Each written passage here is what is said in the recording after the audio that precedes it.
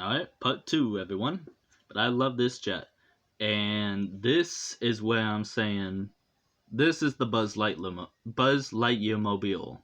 Because tell me, look at this and tell me you would not look like this would not look out of place in Toy Story. This is Buzz Lightyear's plane. And that's okay. That's okay. I like it. I like it because it's ugly.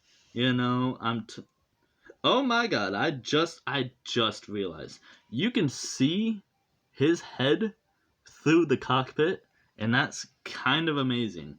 I'm like one of those weirdos. I actually like it when you can see the head.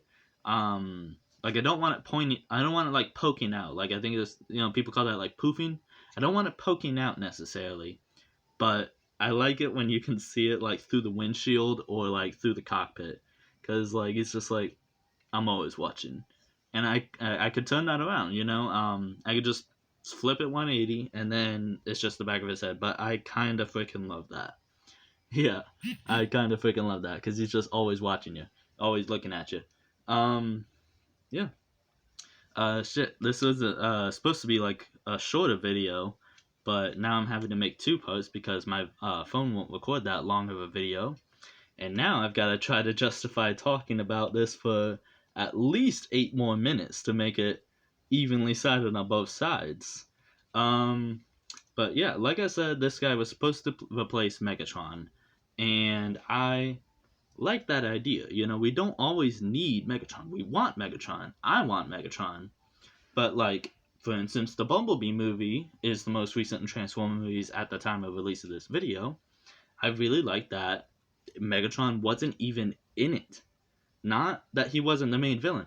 Boy didn't even show up. Boy missed the train, The Astro train. He didn't get on the Astro train. And I love that because, like, let Blitzwing, Shadow, and Dropkick. And I love Shadow and Dropkick. They were great villains.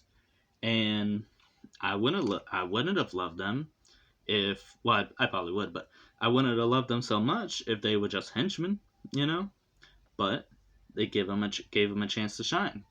Like in Age of Extinction, we got Lockdown, and Lockdown is so fucking cool. I don't care what anybody says.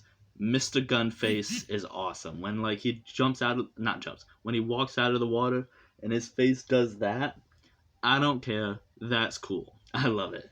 And his stupid fucking way of talking, where he's like, you see my face, your life is done, or something like that. Like that's so fucking like I don't know. Like nobody talks like that. Lockdown. Get more friends. Be more social. See, if you didn't have the arms just hanging out on the bottom there, I hear people complain about that. But if you didn't have that, no swoosh. It'd be so much harder to swoosh. You'd have to like, finagle it and grab it like this to swoosh. No swoosh. I don't know, cause hey, I'm somewhere in my 20s. Sometimes, not all the time, I'm not like, but I like to play with my toys. What can I say?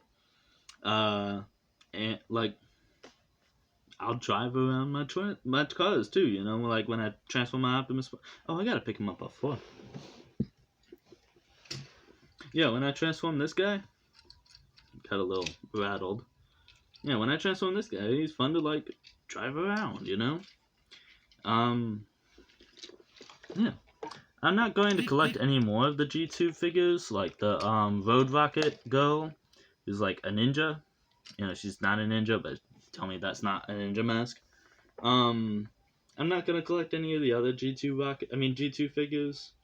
Not yet, anyways. Depending on what they come out with, I didn't think I was gonna pick up jiaxius, but he won me over. This weird ass mustard, ketchup, and relish guy. And coleslaw. I don't know what else is white. Yeah, mustard, ketchup, relish, and coleslaw. This is a this is a hot dog. Put this boy in a bun, and put this boy on a hot dog in a bun. You got a good sausage right there. Yeah. And the leg detail kind of stays true, and that's like really cool. I watched somebody do like a video on this, and they said it was like robot gore, and like yeah, robot gore. That sounds badass, because it kind of is. I mean, it's like the look of the inside of his knees, and I don't know if they're like supposed to look like that or if they were damaged to look like that. Kind of like my arms are at the moment. They're not supposed to look like that. That's just damage. Um, but anyways, that's a real cool story. Hmm. That's him without the nose. I don't know. I just felt like doing that. You know. See, you just have to push way too hard. Like that's so easy, and then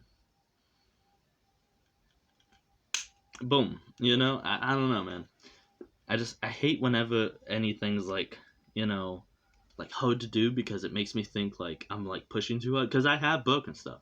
The first movie Megatron, I have him and his nose cone, and I'm an idiot. This is not the figure's fault. I'm an idiot. But the nose cone flips out into like three sections, like this, and this, and then that's the straight nose cone. And I had it. I was trying to push it back in. Like I had it up, and I was trying to put it back in. And instead of pushing this way, I was like pushing that way, and I was like, "Damn, I gotta really crank this thing." And then I tore it apart. And like, yeah. And I don't want to glue it because if I glue it, oh, and the socket for the screw is like completely destroyed. It's like bent out of shape and everything. And I don't want to glue it because if I glue it, then it's stuck like that. So what I do is whenever it's in vehicle mode, like plane mode, jet mode, I just like stick it on there and it'll hold its spot because it like goes into a slot, you know, and it'll hold it for a little while. And when it's in robot mode,